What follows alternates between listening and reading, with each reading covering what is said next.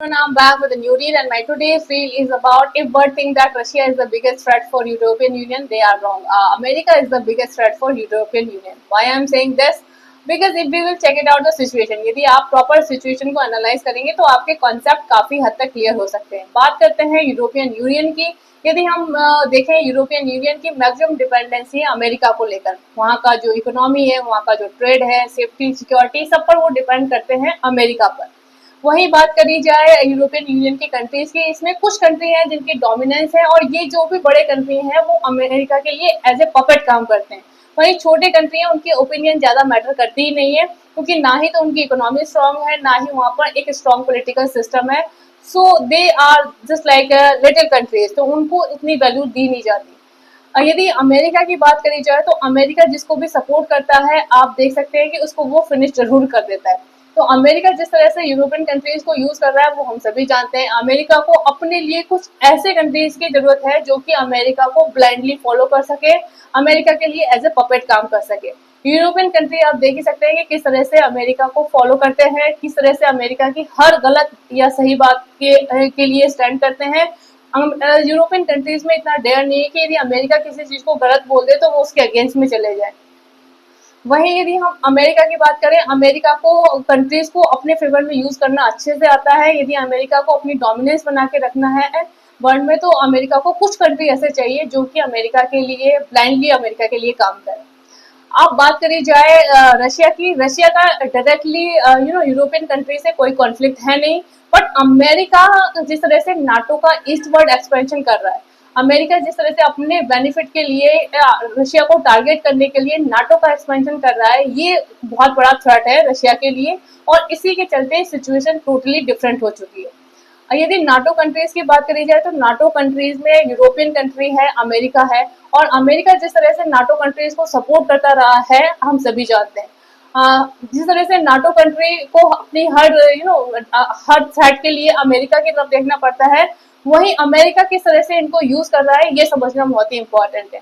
जहां एक तरफ नाटो का ईस्टवर्ड एक्सपेंशन करके अमेरिका रशिया को टारगेट कर रहा है, उसी के चलते रशिया ने काउंटर रिएक्ट करके यूक्रेन पे वॉर अटैक करा और रशिया यूक्रेन वॉर स्टार्ट हुआ।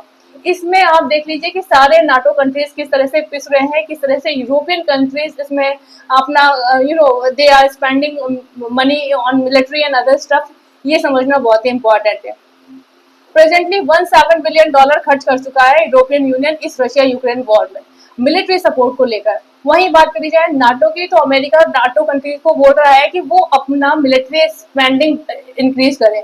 मतलब जनरली नाटो जो कंट्रीज हैं उनका इसमें नाटो जो मिलिट्री स्पेंडिंग है उसके कॉन्ट्रीब्यूशन अप्रोक्स सबसे ज्यादा पोलैंड का है 4.1, अदरवाइज सब कंट्रीज का 3% है, किसी का 2% है, किसी का 1% है। अमेरिका कहता है कि सबको अपनी जीडीपी का 5% तक इसके लिए इन्वेस्ट करना है, और इसके लिए अमेरिका चाहता है कि ये कंट्रीज अमेरिकन मिलिट्री जो वेपन्स बनाती हैं उनसे वो बाय करें, और इससे अमेरिका की इकोनॉमी बूस्ट होगी, और वहीं जो यूरोपियन कंट्री है वहां की इकोनॉमी किस तरह से डैमेज होगी ये भी समझना जरूरी है।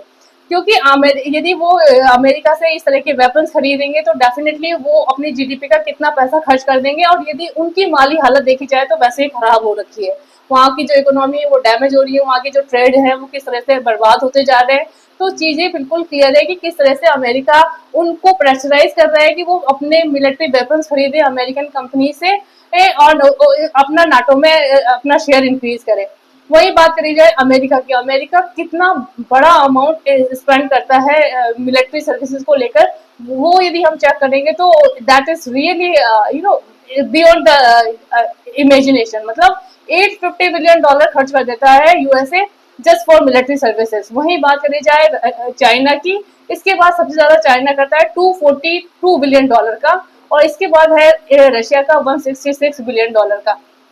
तो जो कंट्री इतना अमाउंट इन्वेस्ट कर रहा है उसको अपने किस तरह से वो अपने मिलिट्री मार्केट को इंक्रीज करना चाहता है, किस तरह से वो यूरोपियन कंट्रीज को टारगेट कर रहा है कि वो वहां से मिलिट्री वेपन्स खरीदें, या जिससे कि अमेरिका की इकोनॉमी बूस्ट हो जाए और एक तरह से प्रेशर बन जाए यूरोपियन कंट्रीज। जो खुद कंट्रीज इतनी जिनकी इकोनॉमीज इतनी खत्म होती जा रही है, या वहाँ का जो पॉलिटिकल स्ट्रक्चर है वो कितना वीक होता जा रहा है, उसके बाद यदि उनको इस तरह का प्रेशराइज करा जाएगा तो डेफिनेटली ये चीजें यूरोपियन कंट्रीज के लिए बहुत नेगेटिव हो जाएंगी। अदरवाइज यदि अब बात करी जाए रशिया की, तो रशिया का कोई इंटरेस्ट ही नहीं है यूरोपियन कंट्रीज को लेकर। रशिया को यदि अपने आप को डिफेंड करना है तो डेफिनेटली रशिया को यूक्रेन वॉर में इन्वॉल्व होना पड़ा। इसी के चलते आप देख सकते हैं कि अमेरिका किस तरह से नाटो कंट्रीज को यूज कर रहा है अपने वॉर को फाइट करवाने के लिए। अदरवाइज देखा जाए तो Russia Ukraine war is not A Russia Ukraine war, Russia Ukraine war is A Russia America war.